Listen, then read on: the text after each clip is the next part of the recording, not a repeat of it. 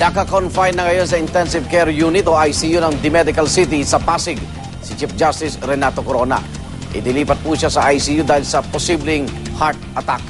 By live report si Salima Refran. Salima.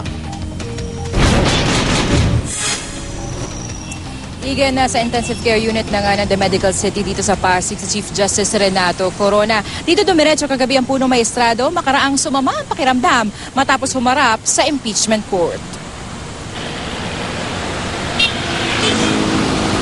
Mag-aalas 8 ng gabi nang dumating sa ospital si CJ Corona. Ayon sa mga nakakita sa kanya, matamlay at namumutla umano ito. At imbis na dumaan sa emergency room, dumiretso ang punong maestrado sa 15th floor o VIP executive floor ng ospital. Ayon sa kanyang anak na si Francis, kinailangan sa ilalim sa pagsusuri ang kanyang ama. Matagal na rin kasi itong nasa maintenance medication dahil sa diabetes. Sa panayam ng DZBB, kinumpirma ni Supreme Court spokesman Attorney Maidas Marquez bandang 1:00 na madaling araw na inilipat sa ICU si CJ Corona. Kaya lang nga ay medyo nakakalungkot, no, dahil pag-alis ko naman dun sa ospital, natanggap ko nga yung balita na minomonitor nila at minabuting dalhin siya sa ICU, no, for possible heart attack na daw. Ayon kay Marquez, handa raw bumalik si Corona sa impeachment court sakaling bigyan ng go signal ng mga doktor.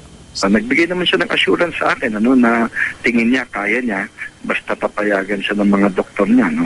Sabi ko kasi napaka-importante na maipaliwanag niya, no, kung ano yung nangyari kanina at magpakita ng respeto doon sa impeachment court, no.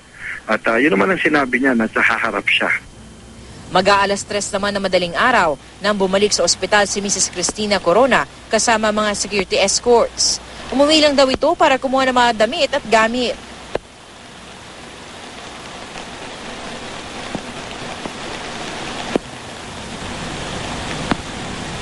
Igan nga ngayong umaga nga inasa maglalabas na ng medical bulletin ng ospital patungkol sa tunay na kondisyon ni Chief Justice Renato Corona.